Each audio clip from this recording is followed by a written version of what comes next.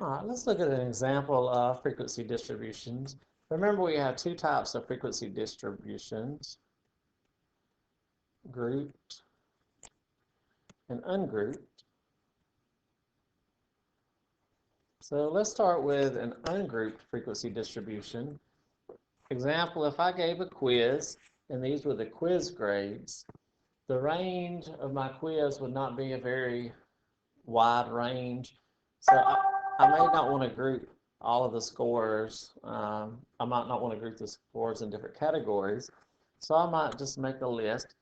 How many people made a 5? How many made a 6, 7, 8, 9, and 10?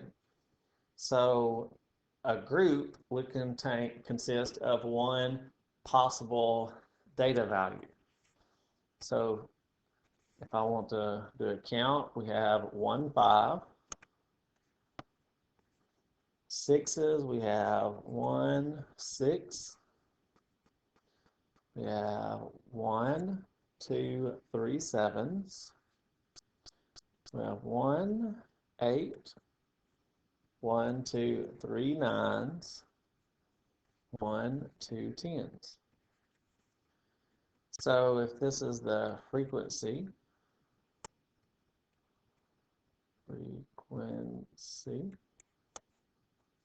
and this is the data value, this is an example of a frequency distribution.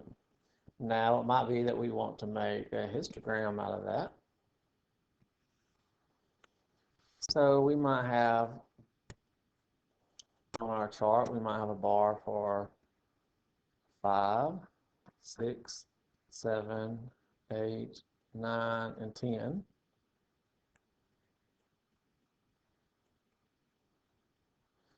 And then, let's see, we didn't have 10 tens, we had 2 tens.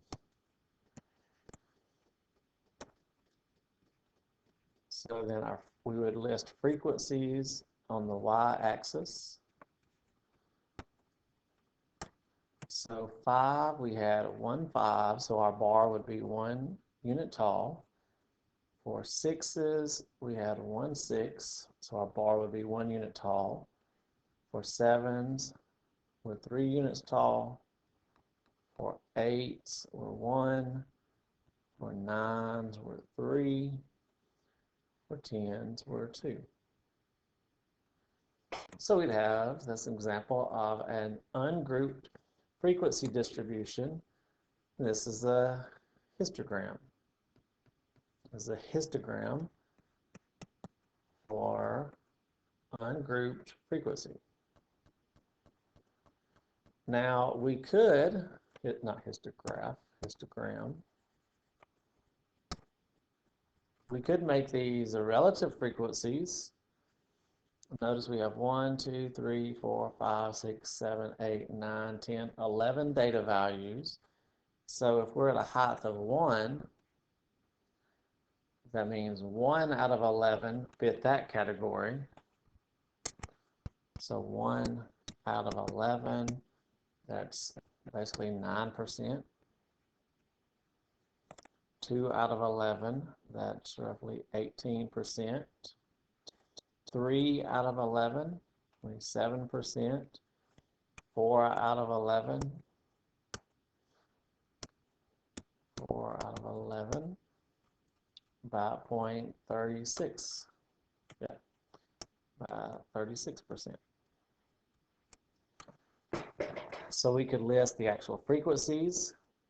If we have 1 in these 3 groups, 3 in these 2 groups, 2 in this group, or having 1 in a group means we have 1 out of a total of 11. Having 2 in a group means we have 2 out of 11. Having 3 in a group means that group has 3 out of 11. So each of these have 9% of the data. This one has 18. Each of these have about 27% of the data. So an ungrouped frequency distribution, histogram, or relative frequency histogram, or relative frequency distribution. All right, here's another example. Here we have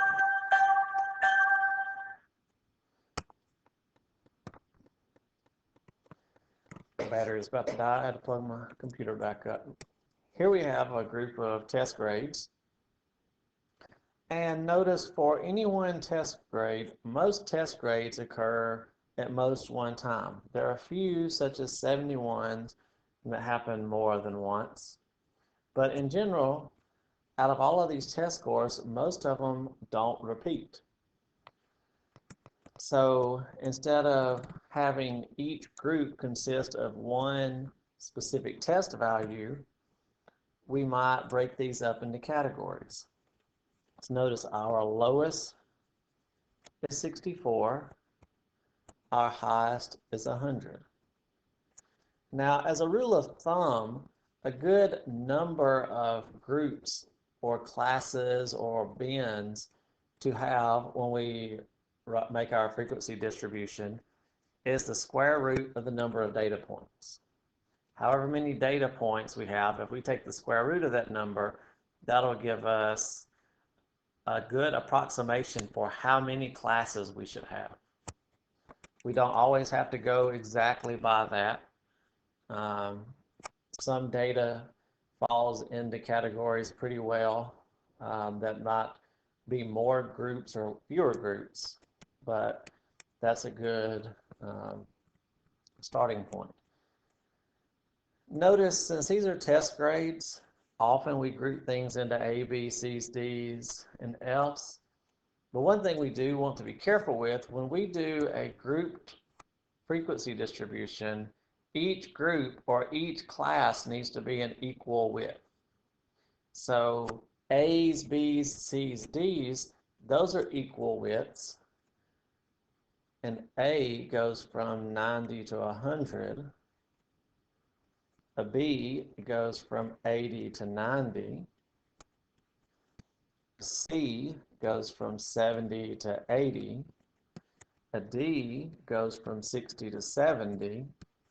An F basically is everything below that.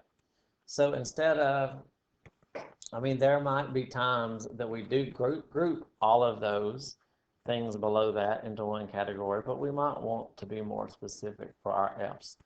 50 to 60, 40 to 50, and so forth. Fortunately, our lowest is a 64, so we're not going to count any groups smaller than that. So let's tally up how many we have in each category. Because these are representing letter grades, we'll include the left end, not include the right end, with the exception of here. 90 to 100, 90 and 100 both are A's. 60 to 70, 60 is a D, 70 is not a D. So generally we include one end and not the other, but the largest class or the smallest class can be an exception. So an 88, that falls here, 93, 71, 84, 99, 64. I'm just going to put a tally mark in the class that each of these fall into.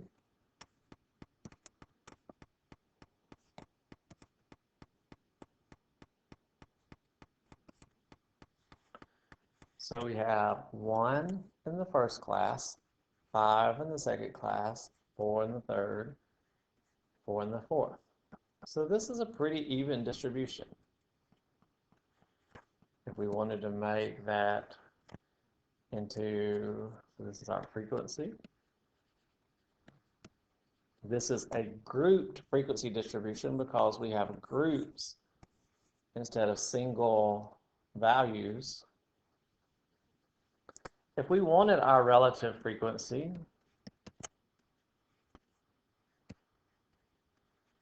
for each group, we would take the part and divide by the whole. We always divide by the total when we're trying to get relative. So we have a total of this 8. 8 plus 5 is 13, 14. So this is 1 out of 14. This is 5 out of 14. 4 out of 14, 4 out of 14. Of course, we can get those as percentages. That's roughly 7%. 5 out of 14, that's roughly 35.7%. And 4 out of 14, roughly 28.6%.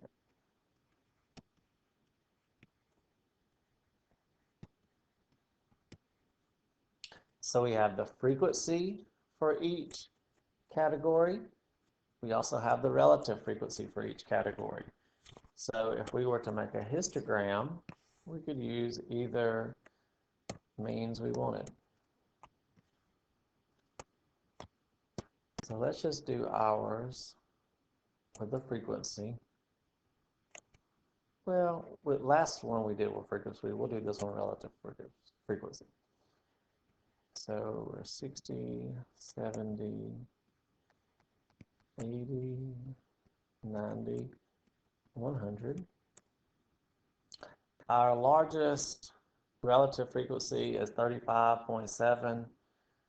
Let's do 10, 20, 30, 40.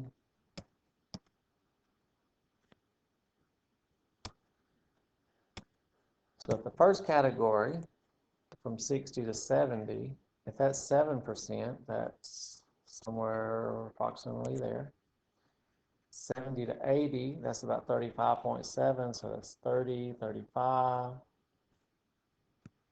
And then 28.6, so that's 20, 30, so a little bit less than 30. And then same for the last category. So that'd be a visualization that just help us kind of get an idea of what the distribution is for our data. Always make sure you label your axes. These are test scores. This is a relative frequency. And then you would want some title that describes the chart so that it represents a complete idea, a complete experiment.